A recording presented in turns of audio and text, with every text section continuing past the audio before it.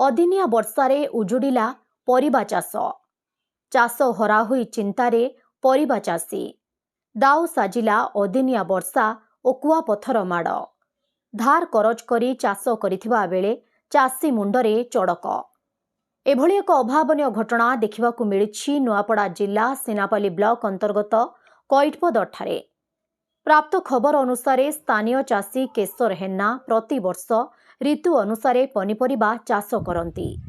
ପ୍ରତିବର୍ଷ କୋବି, ବାଇଗଣ, କଲରା, ଭେଣ୍ଡି, କାକୁଡ଼ି, ତରଭୁଜ, ପାତଲଘଣ୍ଟା, ଲଙ୍କା ଭଳି ଅନେକ ଚାଷ କରି ଲାଭବାନ ହେବା ସହ ପରିବାର ପ୍ରତିପୋଷଣ କରନ୍ତି। ଚଳିତ ଋତୁରେ 1 ଏକର ଜମିରେ ପାତଲଘଣ୍ଟା ଚାଷ କରିଥିବା ବେଳେ ଅନ୍ୟ ଏକ ଜମିରେ ତରଭୁଜ ଚାଷ କରିଥିଲେ।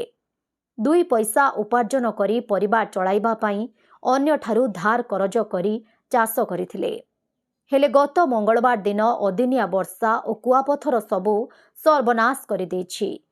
ପ୍ରାୟ 1 ଏକର ଜମିରେ ଥିବା ପାତଲଘଣ୍ଟା ସମ୍ପୂର୍ଣ୍ଣ ନଷ୍ଟ ହୋଇଯାଇଛି। ପ୍ରାୟ ଲକ୍ଷାଧିକ ଟଙ୍କାର କ୍ଷୟକ୍ଷତି ହୋଇଥିବା ଚାଷୀ କେଶର ହେନା ପ୍ରକାଶ କରିଛନ୍ତି। ତତ୍ସହିତ ଲକ୍ଷାଧିକ ଟଙ୍କାର ତରଭୁଜ ଚାଷ ମଧ୍ୟ ନଷ୍ଟ ହୋଇଥିବା ଜଣାପଡ଼ିଛି। ଏଭଳି ସ୍ଥିତିରେ ପରିବାର ଭାଙ୍ଗି ପଡ଼ିଛନ୍ତି। କିପରି ପରିବାର ପ୍ରତିପୋଷଣ କରିବେ ସେ ନେଇ କେଶର ମୁଣ୍ଡରେ ହାତ ଦେଇ ବସିଛନ୍ତି।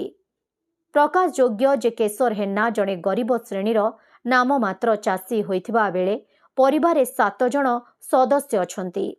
ପୁଅଙ୍କ ଅକାଳ ବିୟୋଗ ପରେ ପୁଅ ବୋହୂ ସହିତ 2 ନାତି ଓ 2 ନାତୁଣୀ ଏବଂ ବୃଦ୍ଧା ସ୍ତ୍ରୀଙ୍କୁ ନେଇ ପରିବାର ଚଳନ୍ତି। ପରିବା ଚାଷ କରି ଚଳିବା ହିଁ ତାଙ୍କର ଏକମାତ୍ର ମାଧ୍ୟମ। ବର୍ତ୍ତମାନ ଅଦିନିଆ ବର୍ଷାରେ ପରିବା ଚାଷ ନଷ୍ଟ ହେବା ନେଇ ପରିବାର ବେସାହାରା ହୋଇପଡ଼ିଛନ୍ତି।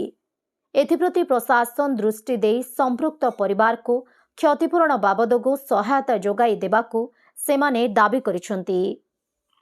कुछ करी आज्ञा कुमड़ा करी वर्षा के पूरा खत्म हो गला।